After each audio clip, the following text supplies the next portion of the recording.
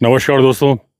आज मैं आपको ऐसे व्यक्ति के बारे में बताना चाहता हूँ। बहुत सारे लोगों को मालूम है जो वाइल्ड लाइफ की बुक्स पढ़ते हैं, वाइल्ड लाइफ से कनेक्टेड हैं। बहुत सारे लोगों को नहीं मालूम है। कई सारी बातें बता रहा हूँ, उनमें से एक बात है एफडब्ल्यू चैंपियन के बारे में। एफडब्ल्यू चैंपियन जो थे वो इंडियन फॉरेस्ट सर्विसेज में थे अंग्रेज़ों के ज़माने में, और ये जिम कॉर्बेट के टाइम पर ही थे। 10-15 साल छोटे थे जिम कॉर्बेट से।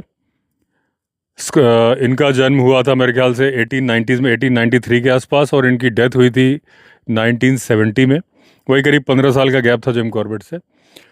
और ये रियल मायने में कंजर्वेटर थे। इन्होंने भारत के जंगलों के लिए, यानी यहीं उत्तराखंड चिल्ला इलाके में इन्होंने काम किया ज़्यादातर।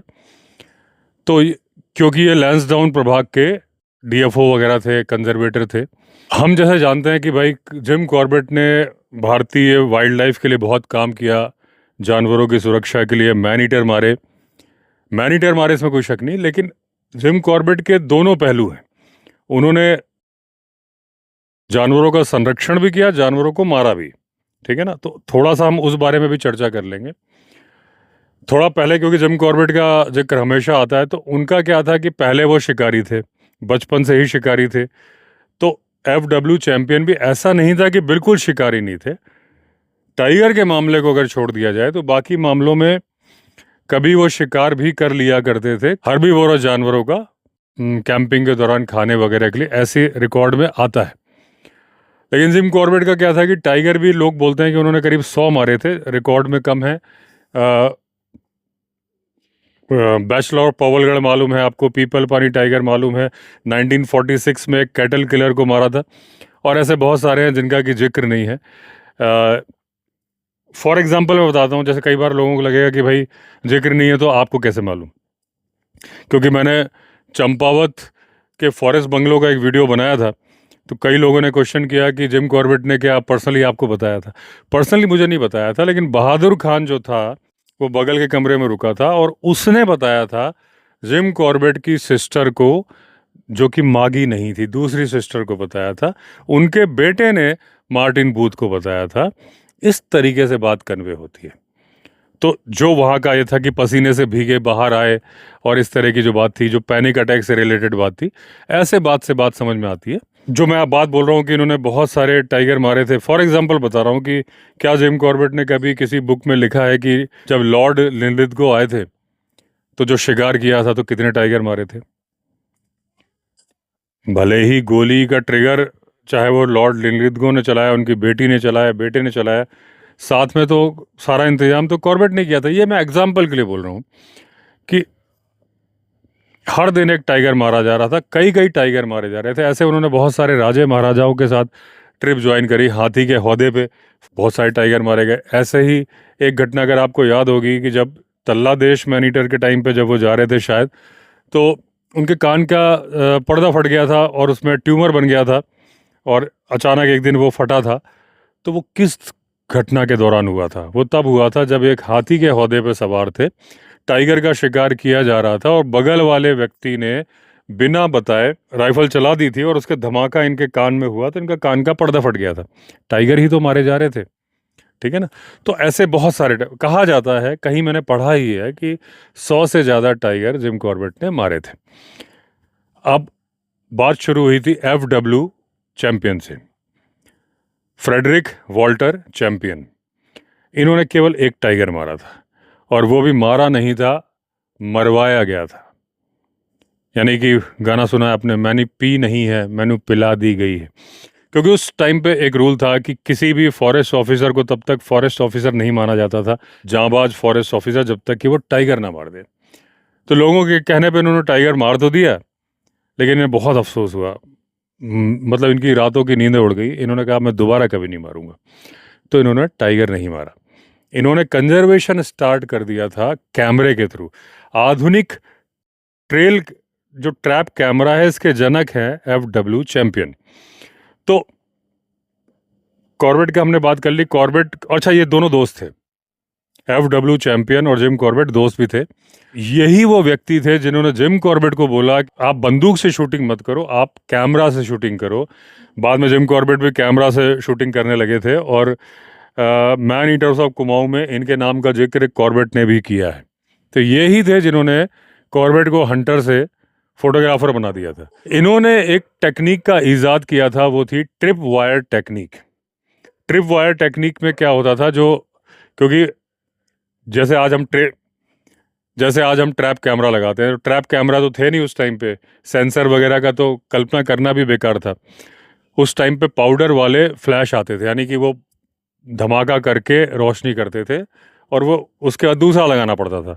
उसके बाद था बल्ब आते थे कि एक बार सिंगल यूज़ बल्ब होते थे, एक बार यूज़ होगा उसके बाद हट जाएगा। तो ये क्या करते थे, ट्रिप वायर लगाते थे कि एक पतला सा वायर का सर्किट जो टाइगर के आने का रास्ता है, कि जब टाइगर जैसे उस वायर को टच करेगा वो वायर, अच्छा उस टाइम पे जो शटर का दबाने का लीवर होता था कैमरे का थोड़ा बाहर निकला होता था, तो वो ऐसे खींचेगा तो फोटो खिंच जाएगी। पहले मैं ये बता दूं, फिर अपनी पर्सनल लाइफ से जुड़ी हुई बात भी बताता हूँ, क्योंकि ये मैंने एक्सपीरियंस किया है। तो उसमें ये फ्लैश वाले बल्ब का भी करंट का तार बिछाते थे, मतलब वो बैटरी वाला करंट होता था, नंगा तार बिछा दिया तो जैसे ही उस पर टाइगर पैर रखेगा करंट पास हो जाएगा और फ्लैश चमक जाएगा। मतलब बहुत दिमाग लगाना पड़ता था। तो उस तरीके से सिस्टम बनाते थे। जब टाइगर गुजरता था तो 30 साल तक उन्होंने ये सिस्टम किया और 30 साल में मात्र 9 ढंग की फ़ोटो मिली। नहीं तो कई बार फ़ोटो हिल गई, कई बार दूसरा जानवर आ गया। अभी भी आपको मालूम है ट्रैप कैमरे में दूसरे जानवर आ जाते हैं। ऊपर मैंने भी लगाए थे, मैंने तो प्राइवेट लैंड पे लगाए थे क्योंकि गवर्नमेंट लैंड पे लगाने का अधिकार हमारे पास नहीं होता। तो सांबर डियर, और मैंने दिखाए थे वीडियो में, सांबर, बार्किंग डियर, एक बार जंगल कैट थी, क्या थी, ऐसे कई जानवर रिकॉर्ड हुए थे। तो ये थी ट्रिप वायर टेक्निक, जिससे कि FW चैंपियन ने ट्रैप कैमरे का ईजाद किया था। अब मैं अपना पर्सनल एक्सपीरियंस बताता हूँ कि मेरे भैया, मेरा जो बड़ा भाई है, उसको फोटोग्राफी का बड़ा शौक था। तो पहले ब्लैक एंड वाइट कैमरे जो आते थे तो उसमें 12 रील होती थी। बाद में जो कलर्ड कैमरे आ गए उसमें 36 रील होती थी। ब्लैक एंड वाइट में 12 होती थी। तो भैया ने VP, आज ऑनलाइन ऑर्डर होता है, ऑनलाइन सारा सामान मंगाया जाता है, उस टाइम पे ऑनलाइन तो होता नहीं था, VPP की सिस्टम होता था। जैसे आज कैश ऑन डिलीवरी होता है ना, तब होता था VPP। आप ऑर्डर प्लेस करो, ऑर्डर भी ऑनलाइन, ईमेल तो था नहीं, चिट्ठी लिख के करो कि हमें ये चीज़ चाहिए, और उसके बाद वहाँ से वो सामान भेजेंगे, पोस्टमैन लेके आएगा, उतने रुपए आप दोगे पोस्टमैन को, तब फिर वो सामान आपको देगा। तो उससे भैया ने, जहाँ तक मुझे नाम याद आ रहा, अगफा कंपनी थी, ऐसी कोई कंपनी थी, वो कैमरा मंगाया था। तो मेरे ब्रदर ने उस टाइम पे, तब ना मैंने FW चैंपियन का नाम सुना था, ना भैया ने कभी सुना था, तो उसने एक फ़ोटो खींची थी कि सामने टेबल रखी, टेबल पे वो कैमरा रखा, कैमरे के ऊपर कपड़ा रखा ताकि स्क्रैच ना आए, फिर उस पर भारी ईंट वगैरह कुछ रख दिया। उसके जो लीवर निकला होता था, एक जैसे कलर्ड कैमरे में तो बटन होता था जो प्रेस करो, ब्लैक एंड वाइट कैमरे में एक लीवर होता था, छोटा सा लीवर होता था, उसमें गोल गोल होता था, उसमें उसने धागा बांधा, और ये सब काम करने में असिस्टेंट भैया का मैं ही था। फिर धागा ऐसे स्टूल के नीचे से फंसा के ऐसे लाया, अपनी उंगली में लपेट लिया, खुद बैठ गया कुर्सी में। उसके बाद ऐसे उंगली को नीचे करके ऐसे क्लिक किया, तो धागा जो था ऐसे खिंचा तो लीवर दब गया। तो विदाउट रिमोट, उस टाइम रिमोट नहीं था, तो खुद ये ट्रिप वायर से मेरे ब्रदर ने फोटो खींची थी, अपनी खुद की। खींच मैं भी सकता था क्योंकि मैं सामने था, मैं बटन दबा देता और मैं खींच लेता था, लेकिन उसे नई टेक्निक ईजाद करने का शौक था। हालांकि उसने भी नहीं पढ़ा था ट्रिप वायर, मैंने भी नहीं, लेकिन जब मैंने ट्रिप वायर पढ़ा तो मुझे सबसे पहले वो अपने भैया की खींची हुई फ़ोटो याद आई। ऐसे ही उसने मुझे, कनेक्टेड टॉपिक में बता दूं, एक भैया ने फ़ोटो खींची थी, ये सब अजयगढ़ की बात है, पन्ना ज़िले में। छत के ऊपर उसने क्या किया कि तिरुपति बालाजी और पद्मावती माँ की फ़ोटो रख दी, कैमरा ऐसे सेट किया, दिन में एक फ़ोटो खींच दी। अच्छा, रील बढ़ाने का सिस्टम होता था, रील बढ़ाओगे तब दूसरी खींचेगी। ब्लैक एंड वाइट कैमरे में ऐसा नहीं होता था कि लॉक लग जाएगा, कलर्ड कैमरे में तो था कि आप रील को बढ़ाओगे तो लॉक लग जाएगा, दोबारा नहीं बढ़ेगी। इसमें लॉक नहीं लगता था, आपको याद रखना पड़ता था। ऊपर घुमाने वाला ऐसा गोल गोल होता था कि घुमाया कि नहीं घुमाया, अगर नहीं घुमाया तो उसी रील पे 2 फोटो खिंच जाएगी, आपकी फ़ोटो ख़राब हो जाएगी। तो उसने क्या किया, दिन में फ़ोटो खींच दी, छत पे छोड़ दिया कैमरा, जहाँ तक मेरे ख्याल से सर्दी के दिन रहे होंगे। और हम लोग नीचे आ गए। उसके बाद रात को दोबारा वो तो कैमरा एज इट इज़ था, फोटो एज इट इज़ थी, कुछ भी नहीं हिलाया था। केवल एक थाली में मोमबत्तियां जला के, गोल गोल मोमबत्ती जला के बीच में रख दी फोटो के सामने, और उसी बटन को एज इट इज़ बिना हिलाए दोबारा दबाया। और वो फोटो इतनी बढ़िया आई थी, अभी एल्बम में है, तो शायद मम्मी के पास एल्बम है। अच्छा, मैं भैया मैं भैया को असिस्ट करता था, लेकिन मैं असिस्ट क्या करता था कि वो कलाकारी करके फोटो भी खींचता था, और उसको ये भी रहता था कि कैसे मुझे बिजी रखा जाए। मतलब मैं बहुत छोटा नहीं था, जबकि मैं बात बता रहा हूँ, मैं 11-12 साल का था, कि मैं उसको डिस्टर्ब ना करूँ। क्योंकि मेरा भैया मुझे बोलता था डिस्ट्रक्टिव माइंड का बच्चा, मतलब मम्मी पापा बोलता था कि मम्मी या पापा ये लड़का डिस्ट्रक्टिव माइंड का है। क्योंकि मेरे दिमाग में था कि पहले उस चीज़ को तोड़ के देखा जाए कि ये चलती कैसे। जैसे डॉक्टर सलीम अली थे, बर्डिंग करते थे, तो जब उनको कोई नई बर्ड मिलती थी तो क्या करते थे, पहले उसको मार के उसको उसका ऑपरेशन करते थे, एक एक अंग प्रत्यंग देखते थे, फिर उसके बारे में लिखते थे। तो मैं क्या, कोई खिलौना आएगा तो वो चलता कैसे, इसमें से लाइट क्यों चल रही है, तो मैं उसको तोड़ के देखता था, हालांकि फिर मैं जोड़ नहीं पाता था। तो जब मेरा भाई ये सारी चीज़ें कर रहा होता था तो मुझे बोलता था, जब मैं करूँ हाँ क्या करूँ क्या करूँ, तो बोलता था एक काम करो, नीचे जाओ, पेचकस लेके आओ, स्क्रू ड्राइवर। मैं खड़ खड़ खड़ भाग के गया, लेके आया। थोड़ी देर बैठा हूँ, अब उसे पता है कि मेरे दिमाग में स्पार्किंग शुरू हो जाएगी जब तक मैं कुछ गड़बड़ करूँ उसके पहले। वो कहता था एक काम करो, इसको रख के आओ और वो नीला वाला लेके आओ, फिर जा रहा हूँ, फिर लेके आ रहा हूँ। ऐसे वो मुझे बिजी रखता था कि मैं कुछ उसका काम ना खराब करूँ, और मुझे था कि यार मुझे कुछ काम दो काम दो तो ऐसा होता था। खैर ये टॉपिक से हट गया मैं, लेकिन जैसे ही मैंने ट्रिप वायर, एक तो रात को कीड़े बड़े परेशान करते, तो जब मैंने ट्रिप वायर पढ़ा तो मुझे तो याद है, अरे भैया ने तो ये फोटो खींची थी। जब आप भारत के वाइल्ड लाइफ के संरक्षण की बात करिए, जिम कॉर्बेट साहब को तो क्रेडिट देना ही है और मिलता भी है। जिनको नहीं मिलता है उनका नाम है FW चैंपियन। तो मैं समय समय पर आपको थोड़ा थोड़ा उनके बारे में बताता रहूंगा, ऐसे व्यक्ति को कि जिन्होंने टाइगर मारे नहीं, सिर्फ संरक्षण किया। FW चैंपियन की एक बुक थी विद ए कैमरा इन टाइगरलैंड, जो कि उन्होंने 1927 में पब्लिश की थी। यहाँ पे एक ध्यान देने वाली बात यह है कि जिम कॉर्बेट के समकालीन थे, जिम कॉर्बेट के दोस्त थे FW चैंपियन, लेकिन बुक्स जिम कॉर्बेट से पहले आई थी। कर्नल AE स्टीवर्ट की बुक थी, जिसमें उन्होंने लिखा था कि टाइगर जेंटलमैन होता है, जिस बात को जिम कॉर्बेट ने अपनी बुक में भी रिपीट किया था। वो बुक भी 1927 में आई थी, इनकी बुक भी 1927 में आई थी। कॉर्बेट की बुक्स 1943 के बाद आई थी। यहाँ जब मैं दोनों का नाम साथ में लेता हूँ तो कोई कंपैरिजन नहीं करता, क्योंकि जिम कॉर्बेट का नाम बहुत ज़्यादा पॉपुलर है और FW चैंपियन का नाम उतना ज़्यादा लोग नहीं जानते हैं। तो ये मेरा समझाने का तरीका है कि मैं ये बता रहा हूँ कि कॉर्बेट की बुक 20 साल बाद आई थी, ये पहले की थी। यहाँ ये बताने का नहीं है कि कौन श्रेष्ठ था कौन नहीं, दोनों अपने अपने क्षेत्र के महारथी थे। जिम कॉर्बेट ने बहुत सारे मैन ईटर मारे, अगर वो नहीं मारते तो पता नहीं कितने और लोगों को वो मैन ईटर मार देते। सिर्फ 2 मैन ईटर ने 800 से ज़्यादा लोग मारे थे, चंपावत टाइग्रेस और पनार का लेपर्ड।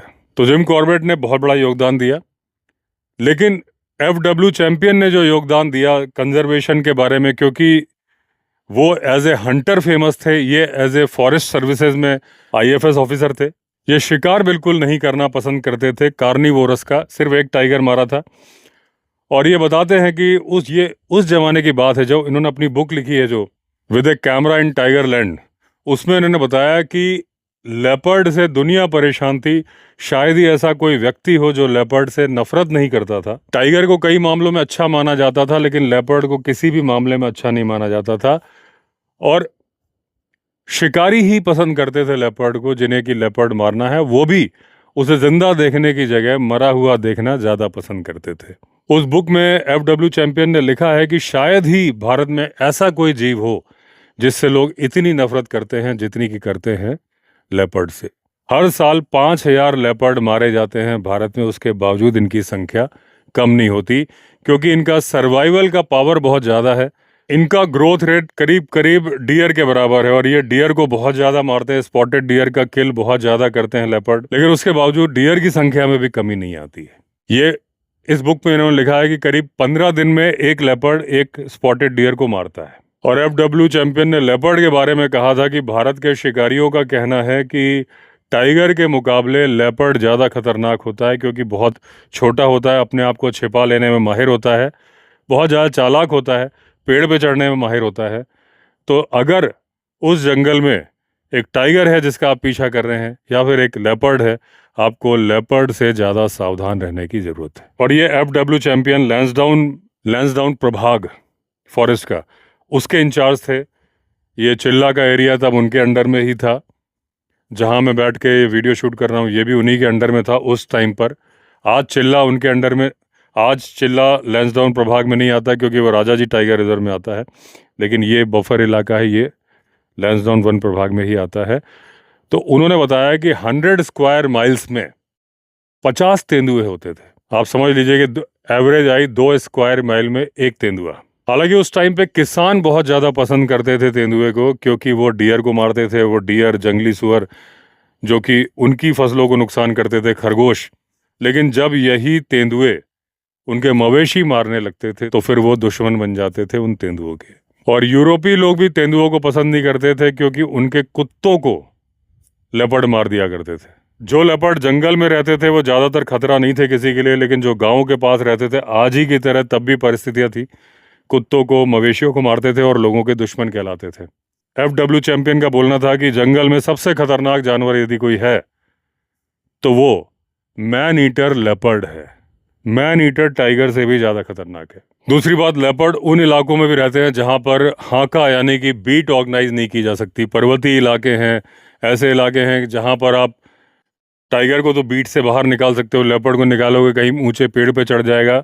हालांकि बीट ऑर्गेनाइज की थी रुद्रप्रयाग मैन ईटर के टाइम पे, लेकिन बीट असफल रही थी। और एक अंधविश्वास का जिक्र भी उन्होंने किया है कि लोग उसे दुष्ट आत्मा मानते थे जो आदमखोर होता था, क्योंकि ये बुक उन्होंने लिखी 1927 में और 1926 में जिम कॉर्बेट ने मारा था रुद्रप्रयाग मैन ईटर को। उसको भी लोग दुष्ट आत्मा मानते थे।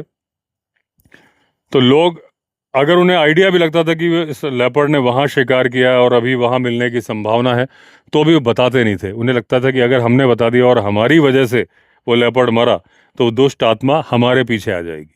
आइबर्टसन का जिक्र भी बिना नाम लिए उन्होंने किया है, क्योंकि ये सरकारी अधिकारी थे। आइबर्टसन भी सरकारी अधिकारी थे। तो उन्होंने जिक्र किया है कि एक डिप्टी कमिश्नर जो कि एक यूरोपीय शिकारी यानी कि जिम कॉर्बेट के साथ एक आदमखोर को ढूंढने की कोशिश कर रहे थे। उन्होंने जहर का प्रयोग भी किया था। जहर, फंदे, स्प्रिंग गन, सारे उपाय कर लिए थे, लेकिन वो आदमखोर उनकी पहुंच से दूर था। और वैसे जनरली कॉर्बेट की बुक में साइनाइड का जिक्र आता है, लेकिन इन्होंने, FW चैंपियन ने जो जिक्र किया है, आइबर्टसन और कॉर्बेट ने जो इस्तेमाल किया था वो था, और वो जहर इतना प्रभावी नहीं निकला। लेपर्ड ने काफी मात्रा में वो खा लिया था, लेकिन उसके बावजूद वो मरा नहीं था। हालांकि लेपर्ड के जबड़े और जीभ वगैरह, मुंह का हिस्सा काला हो गया था बाद में, जब जिम कॉर्बेट ने मारा था तब देखा था। और द पायनियर में एक पत्र छपा था जिसके बारे में FW चैंपियन ने जिक्र किया है कि आइबर्टसन ने कहा था क्योंकि सर्दियों का सीजन आ रहा है तो अभी हमें इसकी खोज बंद कर देनी चाहिए, हालांकि इस पर इनाम जारी रखना चाहिए, क्योंकि ठंड के मौसम में बहुत कम इंसानों को मारेगा। अभी बहुत ज़्यादा अलर्ट हो गया है क्योंकि उसका पीछा किया जा रहा है, तब वो थोड़ा सा रिलैक्स हो जाएगा।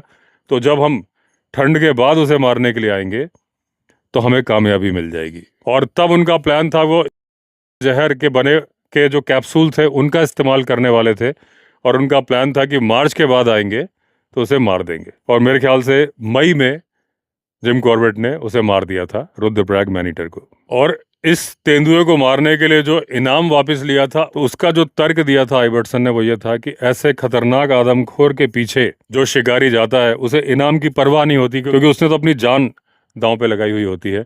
और जो इनाम की परवाह करता है वो इतनी हिम्मत नहीं जुटा पाता कि ऐसे आदमखोर शिकारी यानी कि तेंदुए के पीछे वो जंगल में जाए अपनी जान हथेली पर लेकर। मैं बीच बीच में आपको FW चैंपियन के बारे में बताता रहूँगा, क्योंकि ये बहुत ही बढ़िया कंजर्वेटर थे, बहुत इन्होंने योगदान दिया, लेकिन इनके बारे में बहुत ज़्यादा लोग जानते नहीं हैं। तो इनका अगर FW चैंपियन का एक बेसिक परिचय मैं आपको बताऊं कि इनकी एजुकेशन हुई थी गिल्डफोर्ड के रॉयल ग्रामर स्कूल में, जैसे इनके भाई बंधुओं की हुई थी। थोड़े से बदमाश थे, जैसे सारे ही शिकारी होते हैं। कॉर्बेट उतने बदमाश नहीं थे, लेकिन केनेथ एंडरसन थे। सांप वगैरह पालने जैसे केनेथ एंडरसन को शौक था, वैसे इनको भी था। और ये बाथरूम में विशैला एडर सांप छुपा देते थे। इनकी बहनें जाती थी, डर जाती थी।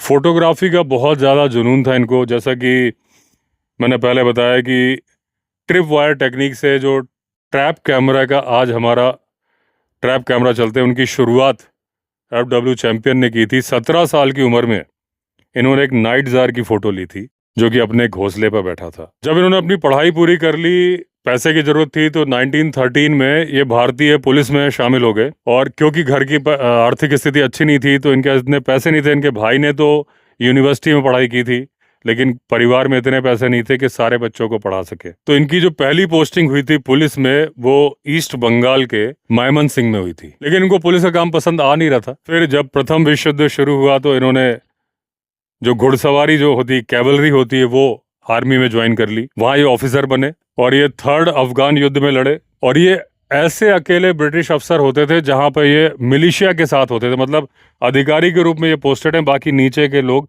सारे लोकल लोग हैं। कई बार इन्होंने सुना आपस में बात कर रहे हैं मिलिशिया के लोग कि क्या हम अफगान विद्रोहियों से मिल जाए और इसको मार दें, ये जो अफसर है यानी इनको। लेकिन फोटोग्राफी का जुनून ऐसा था कि तब भी मौका निकाल के जो मारखोर जानवर था, जो पाकिस्तान का राष्ट्रीय पशु है, उसका पीछा करते हुए फोटो खींचने की कोशिश करते थे। 1919 में इनका प्रमोशन हो गया, ये कैप्टन बने। थोड़ा सैलरी बढ़ी, तो इनकी आगे की पढ़ाई, जो ये फॉरेस्ट्री के बारे में पढ़ना चाहते थे, वो सपना इनका पूरा हुआ। 1922 में ये फर्स्ट आए। फिर उसके बाद इन्होंने ज्वाइन की IFS, भारतीय वन सेवा। जैसा मैंने बताया, लैंसडाउन डिवीजन में इनकी पोस्टिंग हुई। 1923 में इनकी जूलिया यानी जूडी से शादी हुई, जो कि एक senior officer, major general rank के ऑफिसर थे आर्मी में, उनकी बेटी थी। इन्होंने जंगल के लिए बहुत ज्यादा काम किए हैं। ये चिड़ियाघर में, जो ये बोलते थे जंगल में रहने वाले जानवर होते हैं, उन्हें चिड़ियाघर जू में कंक्रीट के ऐसे पिंजरों में रख दिया जाता है जहां आधे टाइम तो धूप रहती है। 1920 में ये उन इलाकों में आए थे जो आज कहलाते हैं जिम कॉर्बेट नेशनल पार्क और राजाजी नेशनल पार्क। यही इनकी दोस्ती हो गई थी जिम कॉर्बेट साहब से, और अच्छे खासे गहरे दोस्त बन गए थे। जिम कॉर्बेट को बंदूक छोड़ के कैमरा अपनाने के पीछे इन्हीं का हाथ था, और इनका जिक्र जिम कॉर्बेट ने मैन ईटर्स ऑफ कुमाऊं में किया है। जो जिम कॉर्बेट नेशनल पार्क है, जिसका कि पहले नाम था हैली नेशनल पार्क, जिसके बनाने में जिन लोगों ने योगदान दिया था, उसमें जिम कॉर्बेट भी थे और उसमें FW चैंपियन भी थे। और जो स्टीयरिंग कमेटी बनी थी उस नेशनल पार्क को बनाने के लिए, उसके मेंबर थे FW चैंपियन। ये लखीमपुर खीरी वाले इलाके में भी तैनात रहे थे कंजर्वेटर के रूप में। जब भारत आजाद हो गया, तो जैसे जिम कॉर्बेट 30 नवंबर को चले गए थे। इन्होंने भी रिटायरमेंट ले लिया था 54 साल की उम्र में। बड़ा ही अनिश्चित टाइम था। इन्हें लग रहा था करेंगे तो क्या करेंगे। यहाँ इन्हें भी लग रहा था भाई कि इंडिया में रह, क्योंकि ये तो सरकारी नौकर थे, इन्हें लगा कि हम यहाँ रह जाएंगे तो करेंगे क्या, क्योंकि ब्रिटिश गवर्नमेंट तो जा रही थी, नौकरी इनको यहाँ मिलनी नहीं थी। तो जब ये जहाज में जा रहे थे, तब सोच रहे थे करूंगा तो क्या करूंगा, अब 54 साल की उम्र हो गई। जहाज में इनकी मुलाकात हुई, एक देश था टेंगानिका। टेंगानिका के हाई कमिश्नर के सेक्रेटरी से मुलाकात हुई, जिनका नाम था ब्रूस हेट। टेंगानिका क्या है, आज जो हम जैसे तंजानिया के नाम से जानते हैं, पहले 2 देश थे। टेंगानिका था जो 1961 में आज़ाद हुआ। एक द्वीपीय समूह था जिंजीबार, वो 1963 में आज़ाद हुआ। और 1964 में दोनों देशों का विलय हो गया और उनका नाम रखा गया रिपब्लिक ऑफ तंजानिया। टेंगानिका का टैन निकाल लिया, जिंजीबार का जा निकाल लिया, तंजानिया। तो क्योंकि वहां पर फॉरेस्ट अधिकारियों की कमी थी, तो इन्हें वहां पर भी फॉरेस्ट की नौकरी मिल गई। टेंगानिका के नॉर्थ स्टेट में इनको अपॉइंट किया गया। माउंट किलिमंजारो है, ये सारे इलाके उनके उसमें आते थे। सेरेंगेटी, सावो, आपने सावो मैनीटर का नाम सुना होगा, अम्बोसेली, वो सब इनके अधिकार क्षेत्र में थे। जो इनका शौक था फोटोग्राफी, बड़े बड़े ट्राइपॉड लगा के, प्लेटें लगा के फोटो खींचते थे, वहां भी इन्होंने अपनी फोटोग्राफी जारी रखी थी। बाद में जब ये रिटायर हो गए तो स्कॉटलैंड चले गए और 1970 में इनकी डेथ हो गई थी। तो दोस्तों, ये जानकारी थी थोड़ी FW चैंपियन के बारे में। बीच बीच में मैं बताता रहूंगा। जितना आप जिम कॉर्बेट साहब को जानते हैं, उतना ही आप FW चैंपियन साहब को भी जाने, ये मेरी कोशिश है। अभी 2-3 दिन पहले कर्नाटका के कराडू डिस्ट्रिक्ट में एक कॉफ़ी प्लांटेशन था, जहां पर कुछ लोग गए थे। उनमें थी एक सीनियर IPS ऑफिसर की वाइफ, जो कि नागालैंड कैडर के थे, 1991 बैच के। मिस्टर आचार्य, उनकी वाइफ थी, 2 लोग और थे। कॉफ़ी स्टेट में घूम रहे थे, एक तरफ से जंगल से लगता था, वहाँ अचानक सडनली झाड़ी के पीछे से वाइल्ड एलिफेंट आ गया और उसने, बाकी 2 लोग तो भाग निकलने में कामयाब हो गए, ये इनकी वाइफ नहीं भाग पाई और वहीं उसने कुचल दिया। बाद में उनको हॉस्पिटल ले जाया गया और उनकी मौत हो गई। ऐसे ही अभी ये ह्यूमन एनिमल कॉन्फ्लिक्ट के किस्से बता रहा हूँ, सिर्फ इंसानों के नहीं, हाथियों की मौत भी होती है। 1000 से ऊपर हाथी पिछले कई सालों में मरे हैं इंसानों की वजह से, करंट लग के और इस तरह की घटनाओं से। लेकिन हाथियों से इंसान भी मरे हैं। उसी दौरान में जब 1000 या 1500 हाथी मरे हैं तो करीब 7000 आदमी मरे हैं हाथियों के द्वारा। रोकथाम का उपाय है जानकारी, solar fencing, awareness, alertness. Leopard के अटैक है, टाइगर के अटैक है। अभी बिछिया, रिसेंटली हमने एक पॉडकास्ट शूट किया था अपर्णा जी के साथ, उन्होंने बिछिया का जिक्र किया था रेलवे स्टेशन का, जहाँ पर टाइगर गायों को खरोच देता था। घायल अवस्था में बिछिया रेलवे स्टेशन में इन्होंने खड़ी हुई गाय और बछिया देखी हैं, जो कि शेल्टर के लिए आती थी डर के मारे, क्योंकि वहाँ थोड़ी रोशनी होती थी। तो करतनिया घाट के पास लगा हुआ बिछिया, वहाँ पे बाइक सवार हस्बैंड वाइफ जा रहे थे, वहाँ बैरियर था, बैरियर के पास ही अचानक उनकी बाइक पर हमला कर दिया टाइगर ने, और ये काम हुआ दोपहर के 1 बजे। तो जब ये इनके ऊपर हमला हुआ, ये भी चिल्लाए और आसपास के लोग भी जो दूसरी गाड़ियों में से चिल्लाए। टाइगर लौट गया, लेकिन क्योंकि उसने शिकार किया था और शिकार हाथ से निकल गया, तो 1 घंटे तक बार बार उस सड़क पे वो टाइगर आ रहा था। और एक दोस्तों, आखिरी में एक चीज़ मैं बता दूं आपको कि एक फल होता है मारूला, उसका वीडियो बहुत पहले से आता है, मतलब मुझे लग रहा है कि 8-10 साल पहले से मैं देख रहा हूँ। व्हाट्सअप मुझे लगता है 2013 के आसपास मेरे फ़ोन में आया था, तो तब से ही देख रहा हूँ। उसके पहले क्या पता शायद ईमेल पे किसी ने फॉरवर्ड किया हो, कि एक वीडियो है जिसमें कि डियर भी झूमता दिख रहा है, बंदर भी बार बार गिरते दिख रहे हैं, हाथी भी झूम रहा है, कि वो फल खा के नशे में आ जाते हैं, ऐसा बोलते हैं। उस फल को बोलते हैं मारूला। तो वो वीडियो मुझे ऐसा लगता है ट्रिक से बनाया गया, ऐसा नहीं कि उसमें थोड़ा बहुत फर्मेंटेशन हो जाएगा। वो मारूला एक संतरे की तरह फल होता है, हाथियों का फेवरेट होता है, हाथी धक्का मार मार के गिराते हैं पेड़ से नीचे। लेकिन इतना नशा हो जाए कि एक हाथी झूमने लग जाए, मुझे लगता नहीं है। देखिए, नशा होता है, महुआ बंदर खा के इंडिया में भी नशे में आते हैं। महुआ वो है जिससे कि शराब बनती है, लेकिन इतने नशे में नहीं आते कि वो गिर रहे हैं। वो वीडियो में तो तालाब के किनारे मुंह के बल गिर जाता है, जंगली सुअर भी ऐसे डांस कर रहा है जैसे, वो कहीं ना कहीं से क्लिप को, क्योंकि उस टाइम पे एआई तो था नहीं जिस टाइम पे ये वीडियो बना, लेकिन कुछ ना कुछ ट्रिक से बना है, ऐसा एक्चुअल में नहीं होता है। हाँ, उसमें फर्मेंट हो जाए तो नशा हो सकता है, लेकिन ये एक मिथ है कि वो ऐसे झूमने लगते हैं, इतना नशा हो नहीं सकता। मैंने सोचा ये पॉडकास्ट है, इसमें क्लैरिफाई कर दूं, इतनी सी बात मैं दूसरे पॉडकास्ट में क्या बताऊंगा। तो चलिए दोस्तों, काफ़ी इधर उधर की बातें हमने डिस्कस कर ली, एंड करता हूं क्योंकि खुले में बैठा हूँ, हवा चल रही, लाइट भी हिल रही है। तो चलिए दोस्तों, फिर मिलेंगे नए पॉडकास्ट में। अब कल से मेरी गुजरात यात्रा शुरू हो रही है, तो पॉडकास्ट तो आपको फिर मिलेंगे, लेकिन अब मिलेंगे गुजरात से कुछ सफारी के वीडियो, बाकी पॉडकास्ट। प्लान तो है मेरा कि गिर भी जाऊंगा, सासन, गिर, सोमनाथ, द्वारका, अमरेली, शायद रन ऑफ कच्छ भी चला जाऊं। कोई ऐसी टाइम लिमिट नहीं पकड़ी हुई मैंने कि उसी दिन लौटना है। जैसा जैसा होगा आपको अपडेट मिलता रहेगा। तो चलिए एंड करता हूँ इस वीडियो को। अगर आपने चैनल सब्सक्राइब नहीं किया तो चैनल सब्सक्राइब कर लीजिए। फिर मिलते हैं, तब तक के लिए all the best. Vande Mataram.